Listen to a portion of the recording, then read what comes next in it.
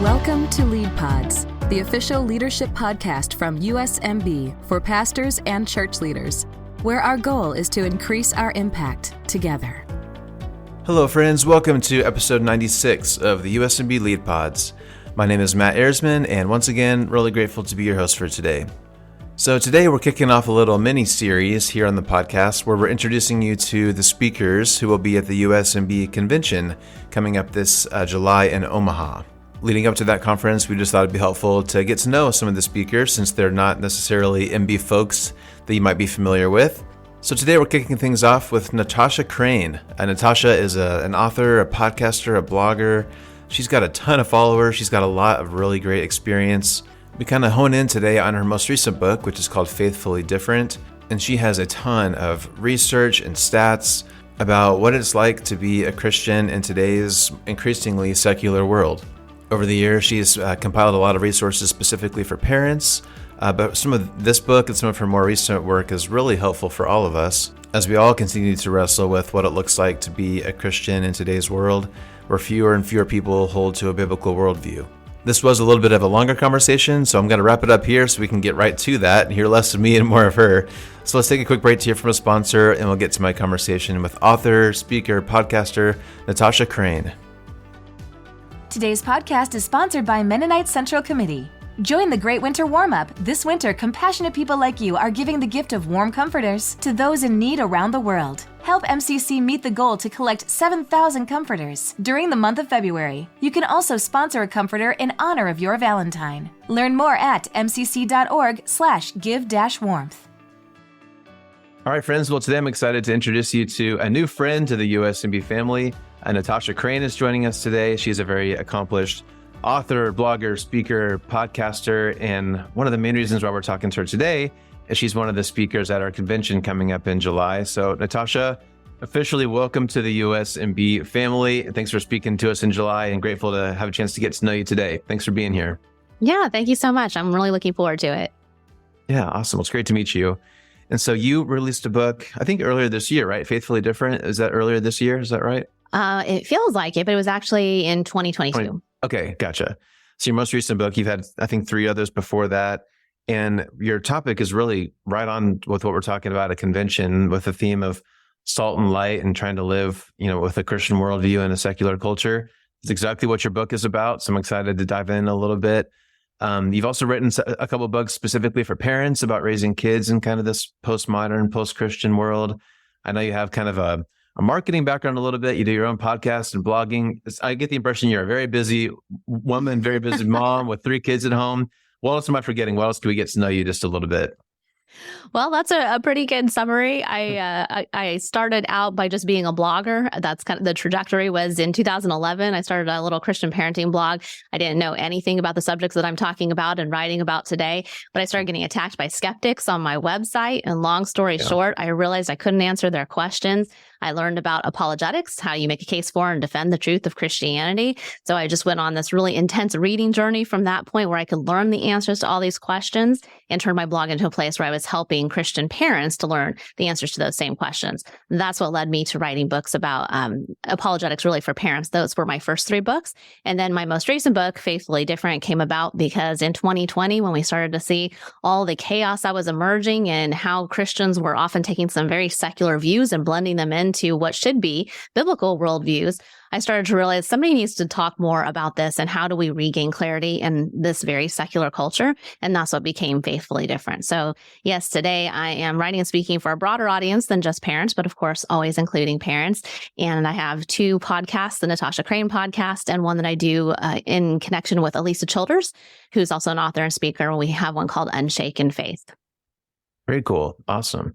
And yeah, when I just did some research on your first book, so I love the format because you have talking with your kids about Jesus, talking with your kids about God, and you kind of format it, if I understand it right, with just 30, 40 questions that you can, conversations you can have with your kids to kind of get them thinking from a Christian worldview, but also kind of, so as a parent, you kind of know where they're coming from. I think that's a great format for a book. So that's very cool. Yeah, that's it. It's exactly what they are. The very first book was called Keeping Kids on God's Side, and that's 40 questions. And then the next two books were 30 questions each. So altogether, there are 100 different questions. And really, I discovered the need for books like that because I wrote a blog post that went viral at one point, and it was just called 65 Apologetics Questions that every Christian parent needs to be able to answer. I didn't even have answers to those questions in the blog post. It was just, hey, these are the questions that skeptics are hitting you with. And I wrote that after my blog had kind of grown because of all the skepticism that I was getting. And I realized, wow, people don't even know the questions that people are asking today that they need to give the answers to. And so that's how I ended up writing these 3 books that give parents, first and foremost, the questions that a skeptical world is posing to their kids. And then also, obviously, giving them some answers that are just easy to understand for parents, 5 to 6 pages each. Yeah, very cool. And so all these books, they're obviously different, but they also have a very similar kind of core of, like you mentioned, just apologetics of understanding our faith and the culture that's rapidly changing. My understanding is that your kind of heart, your passion behind this is because you are a mom of young kids, right? So I guess, is that where this trajectory started? As a mom, did you just realize you needed to start having these conversations, or what kind of launched this career that you have now? Yeah, well, really, it was what I was talking about with starting that blog and having skeptics coming to it. And they were leaving all kinds of comments, things that were like, the Bible's filled with errors and contradictions. Evolutionists put God out of a job. There's Jesus didn't even exist as a person in history, all these kinds of things that I was like, man, I've been a Christian my whole life. I'm not hearing these kinds of questions. I don't know how to answer them. I've never heard these kinds of challenges. And so really, I realized at that point, my kids are growing up in a completely different world than the one in which I grew up. And so I'm going to have to be equipping myself far more than just, I wonder what kind of devotional book I can use with my kids this week. I mean, there's nothing wrong with devotional books when your kids are very little, but it blew my mind to kind of see, well, this is a lot different than when I grew up. And so that was really what drove me, because I realized, I'm learning this because I happen to start a random blog, but how many other parents are out there who have no idea how much the world has changed? I think today, now that we're, 12 years after that experience, I think that more parents today are starting to understand, because a lot of things have risen to the surface culturally since the time when I started the blog. And so now my job is a little bit easier in terms of getting parents interested in these topics, because I think for a long time, when I would go to speak, I would have to convince parents that they needed this kind of information. I would have to say, these are, the challenges that are out there. This is what your kids are going to face. And so it was kind of like part of the battle to even get them to care. Today, I think a lot more parents are caring because they see firsthand what's going on in the culture, and they're getting kind of desperate for the resources. Like, how do we answer this with our kids? How do we talk with them? So that's really what I hoped that those books would be to equip parents on that understanding of, how do you know Christianity is true? In a world where kids are going to get attacked for what they believe, you better have a really good answer for them about how we know that Christianity is true. Yeah, that's good. I think you're right that I think for a long time, Christians kind of shied away from things like science, or we didn't feel like we had to necessarily defend our faith.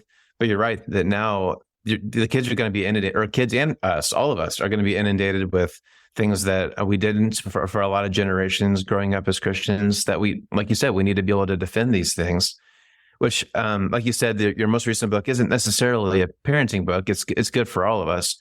But I know the heart of it is the idea, the description of a biblical worldview. And that's a term that probably everybody listening knows. They're familiar with that. But I think it's probably worth us defining that and discussing that a little bit, because I'm guessing a lot of people would say they have a Christian worldview, but we all have probably significantly different definitions or specifics that might vary a little bit. So can you talk a little bit about a Christian worldview? What does that mean to you? And maybe we can even start going into how has that changed in our culture over the past several years? Yeah, it's a really good idea to stop and define that, because people kind of talk right past each other a lot of times. And honestly, a lot of people in the church don't even know the word worldview. So maybe just to start right there, if anyone listening is not familiar with that term, everyone has a worldview. We don't always consciously arrive at it, but a worldview just means it's the lens through which you see all of reality. So it's how any given individual answers basic questions like, where did we come from? Why are we here? Is there an objective purpose to life? Where are we going, if anywhere, after we die? Is there a God? These kinds of basic worldview forming questions, when you put them together, they shape how you see all of reality. And so really, this concept of worldview, I'm grateful that more and more people are talking about it, because that wasn't necessarily the case just maybe 5 years ago so much as it is today. And more people are starting to see the importance of that as we're getting more and more challenged by culture. So if you have a biblical worldview as opposed to a Mormon worldview or a Muslim worldview or anything else, if you have a biblical worldview, that means that your answers to those questions should line up with what the Bible teaches, if you're going to see the Bible as God's authoritative word. And that's a really big key. And that's why it's so important to ask the question that you did, because there are many progressive Christians today who would say, well, I have a biblical worldview. I appreciate the Bible. I believe in God. I believe that Jesus was a great example for us. You know, I want to love others the way Jesus did. And they'll point to a lot of things in the Bible, and it sounds like they're speaking the same language, but they see the Bible in a completely different way. They see the Bible instead as a product of man. It's man's best ideas about God over time, but we're evolving, according to this view, in our understanding of who God is and who we are and what's required of us, all these different answers to worldview questions. We're evolving in our understanding over time. And so that's a completely different understanding of the Bible than the Orthodox historical Christian faith, which views the Bible as God's unchanging truth for all time. That is God's inspired word to us. That it's not just man's best ideas. So when, and this is, I think, really important for people to understand, because you will hear people who don't see the Bible in that way at all say that they have a biblical worldview just because they say that they take some things from the Bible. But when we want to have, when we have the view of the Bible that it is God's word, we want to have a biblical worldview that means that our answers to the questions about reality come from what the Bible teaches. So that's really the core of it. And I love statistics. I have an MBA in marketing statistics, so I get to be a little bit of a data nerd, and I can overwhelm people with stats. But I just want to give you two really important ones today. Number one, according to the Pew Forum, if you ask people in America today, or at least in the last couple of years, how do you identify yourself? Mormon or Jewish or Muslim, atheist, Christian? They give them a list of things. 65% of people will check off the box that says Christian. Okay. But whenever I speak to audiences and I throw this out, I always say, how many people here feel like about 2 out of every 3 people in America are committed Christ followers? People kind of laugh, right? Because it's so obvious. I mean, it's completely obvious if you are a committed Christ follower that when you look around in our culture, 2/3 of people are not actually Christians if you define that in a way that would be consistent with the historic Christian faith. So that's why we have to say, well, is there any research that tells us what people believe? Because if you knew what people actually believed, and then you could compare that to what the Bible teaches, you would get a better sense of what's going on in culture. How many people actually have what we could call a biblical worldview, which we're talking about here. So the research that's relevant to that comes from Arizona Christian University's Cultural Research Center. It's under the direction of Dr. George Barna. And Dr. Barna is someone who's been doing worldview research for the last 40 years. He's very well known in this area, has been doing it a very long time. And now they're doing this annual worldview inventory through this Cultural Research Center. And what they do, instead of just asking people, hey, how do you label yourself? You know, do you call yourself Christian? Do you call yourself Mormon? And what do you do? Instead of that, they give people that they survey dozens of questions and about what they believe and how they live. And then the researchers take those answers and they line those up, and then they classify people's responses. So they say, okay, well, these people, this would be considered a biblical worldview. The people over here, this would be considered a Mormon worldview, for example. And so they research all the different types of worldviews. And in order to qualify, so to speak, as having a biblical worldview in this research, your responses have to line up 80% of them with the core truths of what the Bible teaches. And these are just basic things. These are not getting into secondary doctrines or anything like that. So it doesn't get into denominational differences. These are just core truths taught in the Bible, like, does absolute truth exist? This kind of thing. If 80% of your responses line up with what the Bible teaches on those things, then you're considered to have a biblical worldview.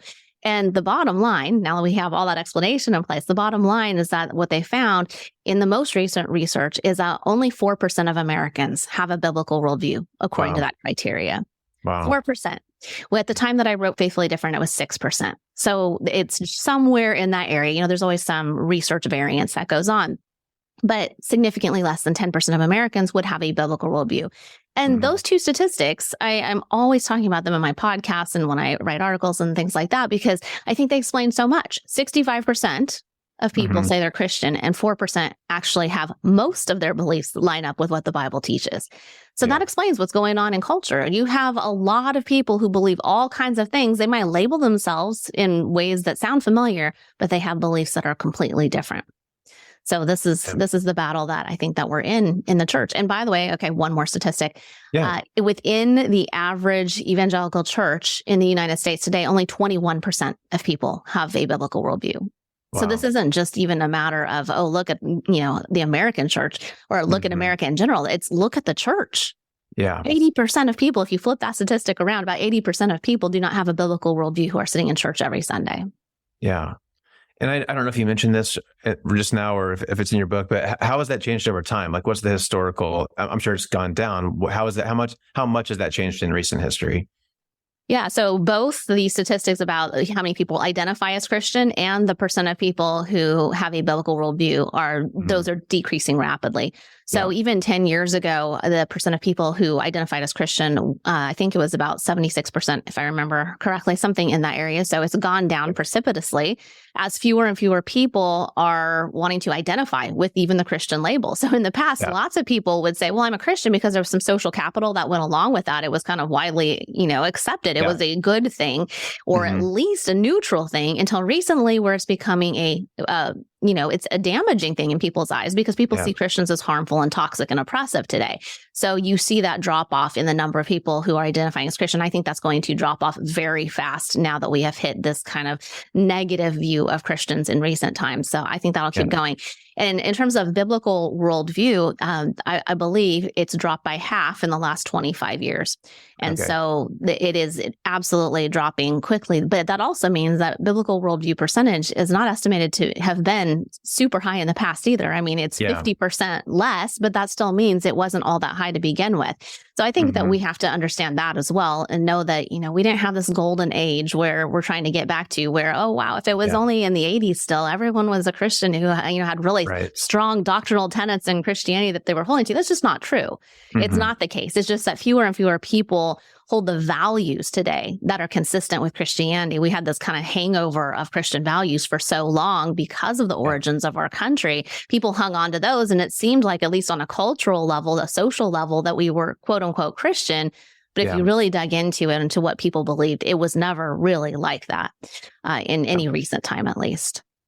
I'm glad you bring that up, because I think you're right that we often look back at the past with a little bit of rose-colored glasses, where we say we were founded as a Christian nation, which, but again, I'm not sure if the founding fathers' faith would align exactly with ours. And like you mentioned, that the 80s, the moral majority, I mean, the percentages are probably higher, but again, like you just said, it's not probably exactly perfectly statistically, biblical worldview. Because I think sometimes we struggle a little bit with like recency bias. That we all think that's the worst it's ever been, and you have data to prove that it might be. But I think it's also just good to have a historical perspective with these kinds of things too. So I'm glad you mentioned that. I think that with people throwing off the values most recently, that the underlying problems are just now more obvious. Yeah. It's just really brought it all to light. So now Christians are noticing. Right. We're noticing things that have been in the works for, a long, long time, at least a century. Yeah. Yep. Okay. So let's talk about that a little bit. So a lot of your book is about the secular worldview and why it's kind of compelling, and it's taking people away from Christianity into these kind of newer secular ideas. So what is it about that lifestyle, that belief system that is so appealing in our culture today? Like what are we fighting against? Well, that's a really good and important question, because as I like to tell people, we could, as Christians, be surrounded by a whole country that worships aardvarks. I mean, we could be surrounded by people who are believing stuff that we're just thinking, you know what, go ahead, worship the aardvark, do what you want with aardvarks. We don't care about aardvarks. We are going to be so clear as we stand over here with our Bible. But that's not what we see, right? We're seeing that Christians are mixing in all these beliefs from secular culture. So that tells us that there's something that's confusing and there's something compelling that makes us want to bring in some of these beliefs. Otherwise, we wouldn't be bringing them in. And so what I show in Faithfully Different is that at the end of the day, secularism is defined by the authority of the self. it all comes back to people saying, I am going to be the one, the individual who determines what is true about reality, what is good or bad, right or wrong, harmful or helpful. I'm the one who determines that. And of course, from a biblical worldview, we don't determine that. God is our authority through his revealed word. And so that is what determines what is true, not whatever I happen to think. So that common tie amongst so many people is the authority of the self rather than the authority of God. So when we understand that, we can start to understand why it's so compelling.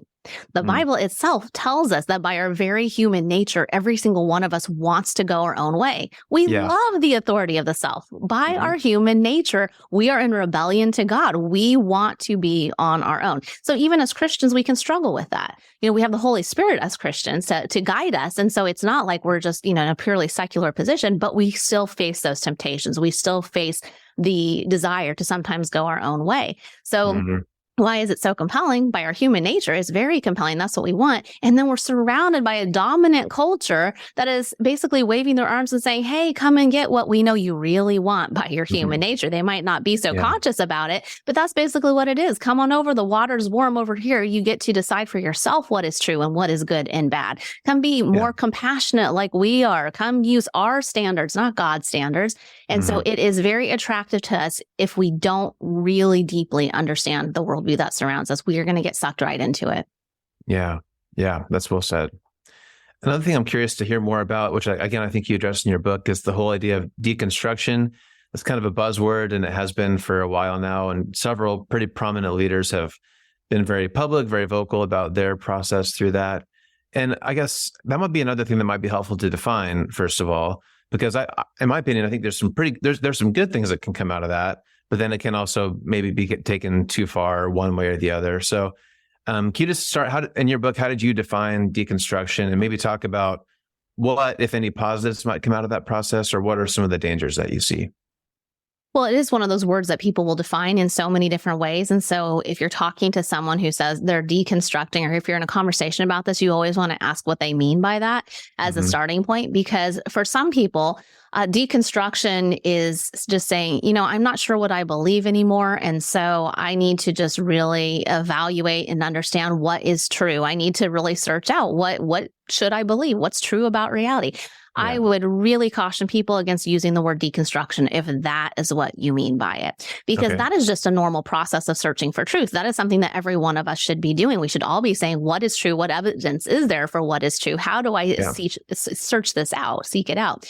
And so that's just a normal process of dealing with doubt or searching for what's true in the first place. Deconstruction is a word that people pull in because that's what they hear today. But deconstruction, as it's popularly used, especially by influencers who are out there using this word, typically means that anything you want to believe now is okay, except that the Bible's true. Of course, they're not going to say it that way, but effectively, if someone's wondering, what is all this deconstruction stuff about I keep hearing, that's what it is. And in my book, I define it as basically a deconversion from the authority of God through the Bible to the authority of the self. Because people who deconstruct are saying, well, I'm not going to take anything as a sacred cow anymore. I'm not going to look at anything as my authority for truth. I am the authority, and I'm going to figure out by discarding all these different things that I have personally determined to be harmful or bad, whatever the case may be. I just want to know what's helpful. And that's a huge distinction, because what is helpful is something very subjectively perceived by an individual versus what is true, which is rooted in objective reality. Typically speaking, people who are deconstructing are not seeking out, hey, what is true? I want to find evidence that I can figure out what there is that I should believe. And they're looking at it from a very subjective lens of saying, what do I find helpful? So most people who would say they're deconstructing end up in some version of progressive Christianity. They typically do not go to another formal authoritative religion. For example, Mormonism would be an authoritative religion that says, this is the revealed truth through the Book of Mormon, for example, or Islam would be another authoritative religion. They don't go toward authoritative religions because deconstruction is all about me being the authority. And so typically it ends up in some kind of version somewhere along the spectrum of progressive Christianity, where they've thrown out the Bible as anything that's objectively true, and they're going to take bits and pieces of it. And they'll go at any point in that spectrum. So some might still believe that, that Jesus is a savior in some sense, and most of them will not go so far as saying that. But people who go all the way to atheism usually don't use the word deconstruction. Usually they'll just say that they've deconverted. And so that's the difference. It's typically people who want to retain some kind of personalized spirituality, but they're going to get away from the Bible. That's what deconstruction effectively is. And you have all kinds of influencers today who, hashtag ex-evangelical, that they've deconstructed, and they're people who will actually help you to deconstruct.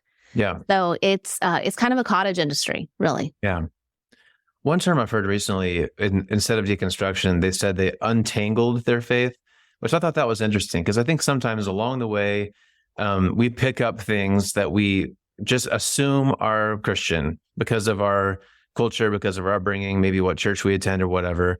And when upon further examination, they may not have anything to do with the Bible, but it just got wrapped in with other things that are related to the Bible. And so I think, even for me personally, I think I've done that a little bit, where I look back and be like, I picked this up somewhere along the way, but I don't think that's actually in the Bible. And so I wonder if maybe I like how you define it, because as long as you're holding onto the Bible as an authority, you can still adjust maybe some cultural things you've picked up along the way, as long as you hold to the truth of Scripture. Would you agree? Is that true? Yeah, and that's why I think it's really dangerous when Christians are treating deconstruction as a helpful term, because of how it's used by people to really harm people's faith. I think that it's just more helpful to say, if you're holding to the authority of Scripture and you want to better understand, well, what should I believe as I am working to conform my beliefs to what God has already said? That's not deconstruction in the sense that anyone's using it today. For the most part, I guess I would say online. Yeah. That is just something we should always be doing. We should always be searching out the Scriptures to make sure that what we believe is actually true, right? Yeah. So that's why I would encourage any parents who might have kids who are going through this to not define it in that way. And anyone who, who's in this influencer community of deconstruction, they would laugh at us for saying, well, examine your beliefs as long as it still, falls in line with the Bible. They would say, well, then it's beside the point, because you're supposed to deconstruct your beliefs all the way into something that's not harmful and toxic. I mean, that's the way that they would talk about it. But yeah, we absolutely always want to ask those questions. And if somebody is not sure if the Bible is authoritative, by all means, ask those questions, but ask them with the right leading question, which is, what is true? What evidence is there to determine what is true? And that's a basic apologetics question. So I definitely don't want to suggest that no one should ask, how do we know the Bible is authoritative? Ask that question, but use the right criteria to come to an answer, not starting with, well, I know the Bible's not true. Now I'm going on a search for my truth, because there is no my truth. There is one truth, and that is God and His revealed word. Yeah, that's good. And I'm finding more and more as we talk more, as I'm learning more about your book, that I think it's just, the words we use are so important, right? Knowing what worldview means, knowing what deconstruction means. Another one I want to hear you talk more about is like the word progressive. You just said progressive Christians, which again, I think that's another term that probably has a million different definitions. So how in your book or in your practice, how do you define progressive Christianity, and why is that dangerous to you? Because again, I think that's a word that could be confusing, and there are probably some people that might not recognize that as a bad thing unless they hear the definition. So why don't you tell us about that? So progressive Christians you're right, they can have a lot of different beliefs. And the reason that it's really impossible to define what a progressive Christian believes is that the fundamental defining feature of progressive Christianity is that they don't hold the Bible to be the authoritative word of God. So if you have a whole group of people, let's say you put 100 people in a room and you say, okay, these are the people who don't believe that the Bible is the authoritative word of God, but yet they have an appreciation for some parts of it. So they're going to decide what they believe is true from it, because man got God right sometimes, right? Because this is a helpful book that man has accomplished over time. If you then do an exit survey when people leave that room, they're going to have all kinds of beliefs because they picked and they chose what they believe to be true from this book. So that's the problem. If by definition you're part of a group that doesn't hold to any objective revealed truth, but yet you're all kind of going to it as source material for picking and choosing what you personally believe to be true and helpful for you, you're going to have people who believe all kinds of things. Yeah. So that is why I think it is confusing, because for some progressive Christians, they might be, on one side of the spectrum, kind of close to what somebody who holds the historic faith would believe, in terms of they might believe that Jesus is God and that he was actually raised from the dead bodily. They might have some of those core beliefs, but then other things, especially on social issues that aren't popular to hold to today, they're going to throw those out and they're going to go with what's more popular in culture. And so most progressive Christians are somewhere in the middle of the spectrum, where the difficult issues in the Bible, people that, things that people have long found challenging to answer, but of course there are great answers for, things like, the atonement and the concept of hell and issues of sexuality. These are all things where progressive Christians will start to say, we find these ideas to be harmful and toxic and a product of mankind that wasn't as enlightened as we are today. Yeah. And then you'll get all the way to the other end of the spectrum, where people, for whatever reason, I'll never figure it out, still identify as a progressive Christian and hold literally no beliefs in common with what the Bible teaches. I mean, it's like, there's every road goes to heaven, and Jesus was a helpful moral teacher, but everything's wrong in the Bible. No, he definitely wasn't God. The resurrection is symbolic. It just means that we're raised to new life. I mean, you get stuff that's just completely off the chart compared to the Bible. So yes, progressive Christians will believe all kinds of different things, because by definition, they don't all look to the same book as their source on what's true. Yeah. And I just add that a lot of times people do get confused with this because they hear the word progressive and they're thinking politically progressive. And so that word gets used in both ways, progressive theology and progressive politics. There's definitely a strong correlation there, because nearly every person who is progressive theologically is also going to be progressive politically. And so there's definitely a lot of overlap, but conceptually they are still technically different when we're talking about theology versus politics. Yeah, oh, that's good. I'm glad you made that distinction too, because all these words really matter. So I guess this kind of, in my opinion, this kind of leads us to the crux of your book. So in this world that you're describing that we find ourselves in, how do we have a fighting chance of staying faithfully different? Like, what does it look like for us to be able to hold on? If we do, all of us want to hold on to the truths of the Bible, maintain an actual biblical worldview in the midst of the culture we've been talking about, how can we make sure that ourselves and our families really stick to that? Yeah, well, I break the book into 3 different sections: believing, thinking, and living. And I think that's what it really does come down to. It starts with what you believe, and that translates into how you think, and that translates into how you live. But note that chain, that sequence starts with what you believe. And where does that come from? It should come from the Bible. It should come from your biblical worldview. So how do we regain clarity on that? This sounds so simple, but we need to be consistently reading the Bible and understanding the Bible. And unfortunately, for many Christians, that's not happening. So it shouldn't be that shocking to us. If we look at other research that shows that many Christians aren't reading their Bibles on a consistent basis, it should not be shocking to us that we see so few people with a biblical worldview. Because if you're not reading the Bible, how are you forming your biblical worldview? Yeah. And Dr. Barna and the research that they've done, when they look at, people have a biblical worldview or they have some other worldview, they actually did release some extra research which showed which specific things Christians who otherwise would have a biblical worldview still get wrong. And one of those things is that still many Christians think that people are fundamentally good. This is a product of culture. Okay. You cannot read the Bible on a consistent basis and come to the conclusion that people are fundamentally good. The Bible is very clear that we are sinful by nature, that we are in rebellion to God by nature. And so this does not come from the Bible. Another one is that people think that having faith is more important than which faith you have. How do you get this from reading the Bible? Right, I mean, you just can't. You know, your faith, you can have faith in anything. I can have faith that a unicorn is going to pop up behind you right now, but that's a worthless faith because it's not based on solid reason. But biblical faith is not a blind leap in the dark. Biblical faith is about trusting in what you have good reason to believe is true. Totally different things. So having any kind of faith in anything, any kind of religious faith is the same thing. It just doesn't make any sense. So Christians do hold these beliefs that just can't line up with the Bible. And if you believe those things, it's not just, this person had a wrong belief. It has real consequences for how you're going to live out your faith. If you think that people are fundamentally good, for example, that's going to lead you to see reality in one way. If you believe that having any kind of faith is just fine, or you don't believe in the exclusivity of Jesus, you're not going to feel the need to go out and make disciples of all nations. So These things all really matter. So how do you regain clarity? Number one, you understand what the Bible teaches, and you're going to do that by reading it consistently and understanding it, seeking to understand. And that alone helps you to have a better relationship with the Lord, because you're in relationship with the God who is defined by the Bible, not the God of your own imagination. That I think is the biggest thing. And then the second thing is to understand the culture around you. And that was really my hope in this book, to help people understand better. How do you identify secularism? How do you know when something is a secular belief versus a biblical one? And I give 4 criteria in the book for looking at that. Number one, these are tenets of secularism that will help you kind of filter everything you see. Number one, feelings are going to be the ultimate guide if the authority is the self.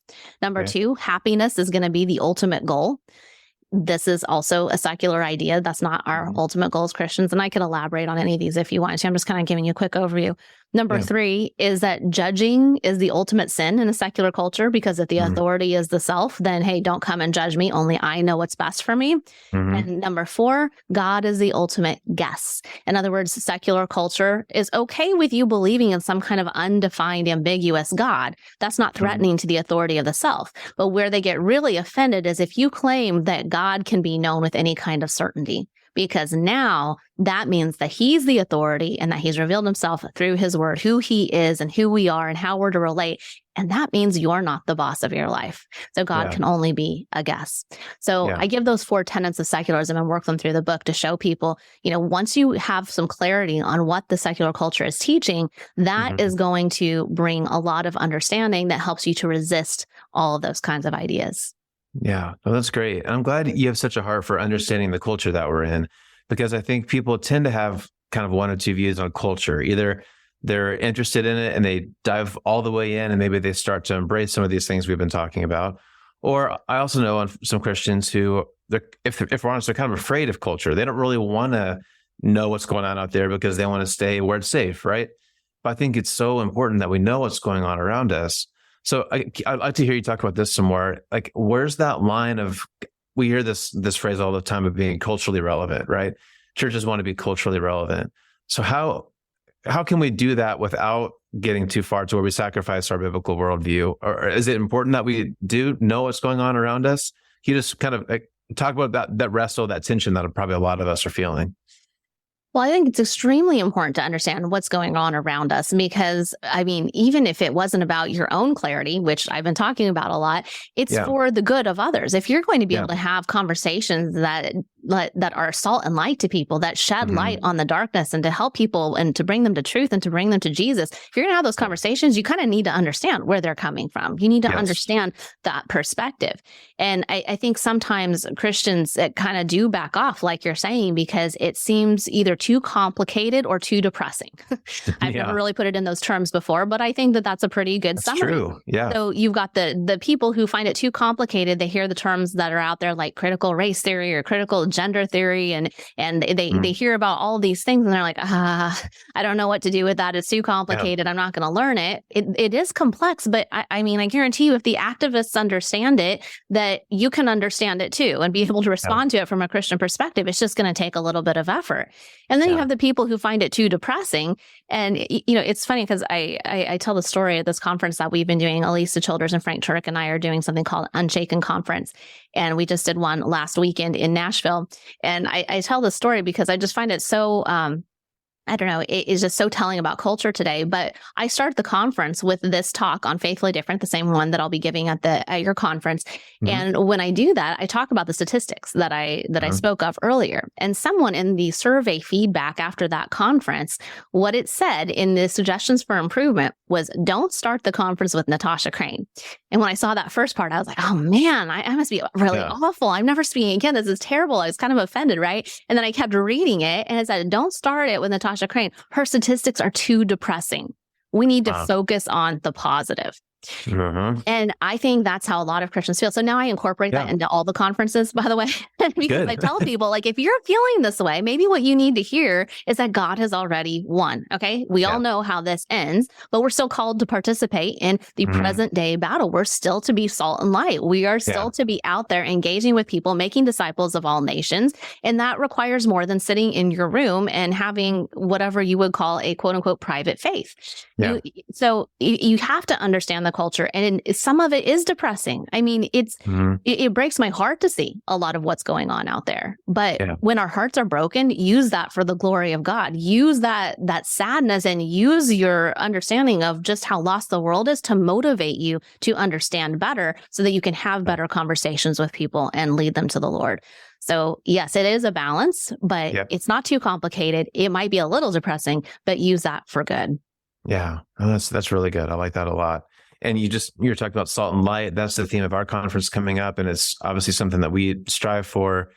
And that's another thing I want to, as we start to close out here, maybe. I think that's so important. And unfortunately, I think over the past, I don't know, decade, 2 decades, whatever, the culture wars have just been so divisive. Everyone's so angry. It's just been a hard, frustrating time for a lot of people. So if we believe that the gospel is true, the gospel is good news, we want to stand up for truth and love the people around us. But again, that's just another tension that I think a lot of us are feeling. So I guess I'd like to hear you talk about, how can we be salt and light? How can we love our neighbors, but still hold firmly to what we believe? Because I think sometimes, unfortunately, we get so heavy-handed with our beliefs that it hurts people and might turn them towards secular ideas if we're not careful. So I'm sure that's something that you've wrestled with. How can we stand for truth, also be loving, love our neighbors, hold to a biblical worldview? I think that's a tension that all of us are feeling. Sure. I think everyone does feel that tension. And I think there are certainly examples of what you're talking about, of people who are so heavy-handed that they're not loving in any way, right? It's just, well, this is true and you can take it or leave it kind of attitude, without being willing to engage in dialogue and to actually talk with people in a seasoned way. Right. So that's absolutely a problem. I think, just to be honest, my card's on the table. I am more concerned with what I see more often today, which is Christians compromising their beliefs, because this is what all the statistics show.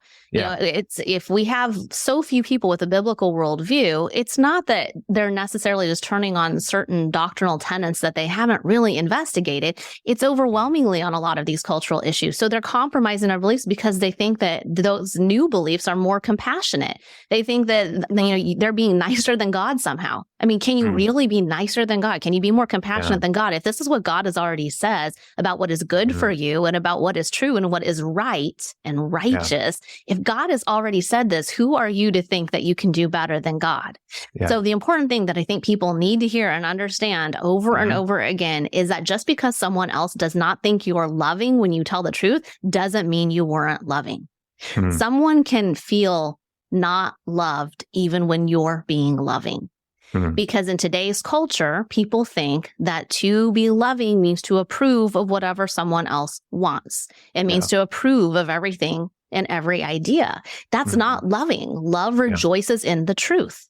And so I think this is the hardest thing to kind of get people to wrap their heads around, because with cancel culture today, more and more people, Christians, are getting cut off by family members. Every time we do these Unshaken conferences, I talk to parent after parent after parent who has been cut off by their adult children just for being a Christian. And not because they did anything in particular, not because there was any kind of, abuse or anything that would, make it so that it was like, you need to go apologize. You need to make amends. The only thing they are guilty of, aside from normal human behavior, all of us as parents fail sometimes, right? But the only thing that they're guilty of really is holding biblical beliefs. And everyone is cutting their families off against Christians for holding those beliefs. Every conference that we do, it's story after story in the book line of people telling me about this. So this is pervasive, and every parent says the same thing. They say, and I we've never said that, we've never made this an issue that it should be like, it's you or us or anything like that. It's just because of what we believe, and everyone is stunned by that. But that's the culture that we're in today, and so you want to be loving according to God's definition of what loving is. And that's the best that you can do. If people don't receive that as loving, well, that's a really sad situation. And I grieve with those people. I've experienced this some in my own life. It is a very hard situation, but your goal is not to be liked or for people to necessarily agree that you did the right thing. It's for God to agree that you did the right thing and in the most loving way. Yeah. I'm glad you brought up the cancel culture, because I know that's another big part of your book. And I guess I'm curious, what do you say to people? You kind of briefly mentioned this, but when people do come up to you and they have those rough family or friend relationships, I have that in my family. What advice or what comfort, what do you say to people who have had those kinds of conversations or those experiences? To keep praying, really. Yeah. I mean, because sometimes what seems impossible and likely is impossible in any kind of natural sense is not impossible with God. I mean, it's never impossible with God to move through the hearts of people. And so definitely keep praying, because in some of these cases, and I'd have to say a lot of these cases, you're not in the position to be the one who's going to make headway there. Because in a lot of these cases, you didn't do anything.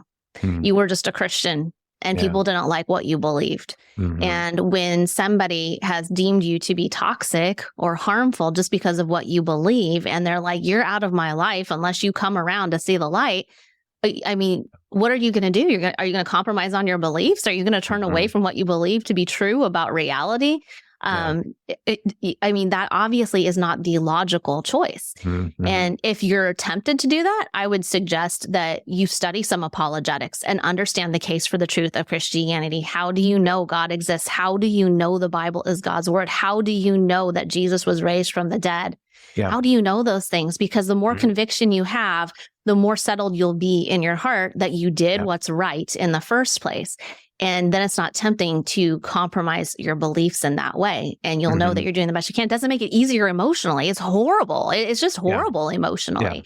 But and a lot of times it's just that you're not in the position to make headway on that because of the nature of what we're seeing today. And I think the most important thing for parents who are going through this to understand too is that it's not that people just think you're wrong. If you said there's a unicorn in the other room, I was like the unicorn examples, and they're like, that's ridiculous. And you're like, no, I really believe it. And they're like, no, you're wrong. They want to cut you off for that. But they think you are not just wrong with your beliefs that are based on what the Bible teaches, but evil. You're an evil oppressor. It's a moral condemnation. And they believe that they are taking the high ground morally, that they are in the right. They are standing up for all oppressed peoples against you, one of the oppressors, as a Christian, part of the religious group that has been the norms, the quote unquote norms in society for the last 400 years in America. You are the problem.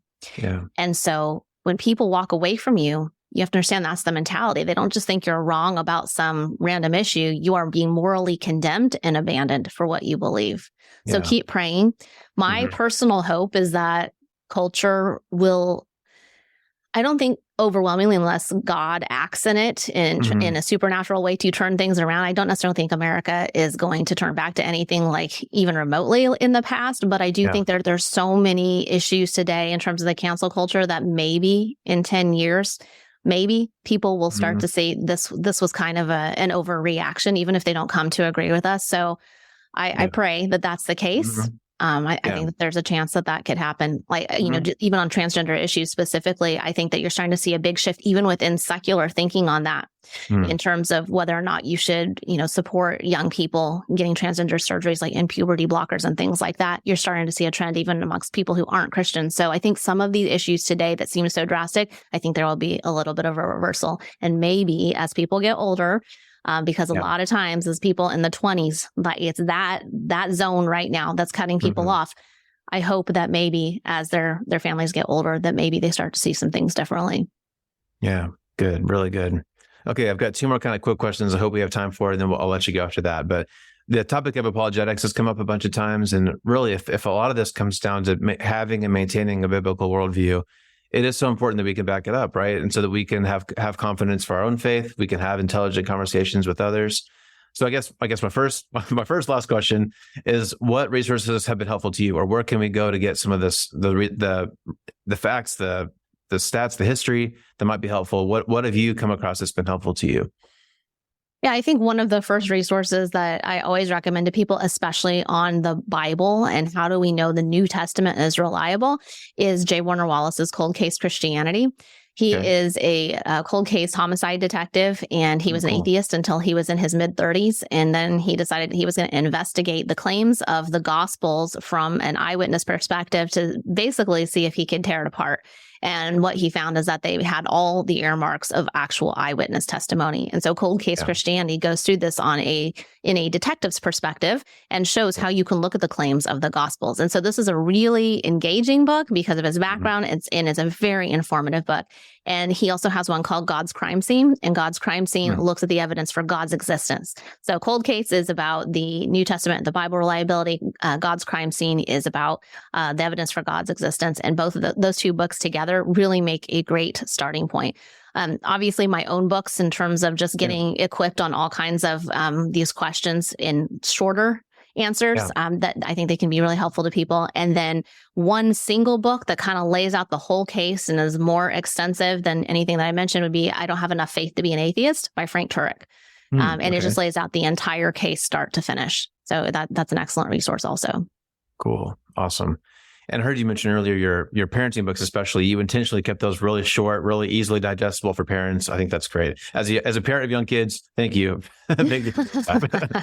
Who's got time, right? Exactly. Okay. And last thing, you kind of hinted at this here just a minute ago, but for people who, if they are feeling, frustrated, negative, whatever, or they're just exhausted by the culture wars, I want to hear you again, you kind of hinted at this, but is there any hope? What can we do to kind of help turn the tides a little bit? Or what other slivers of hope, what other encouragement is there that you're kind of leaning on as we kind of forecast to where things might be going?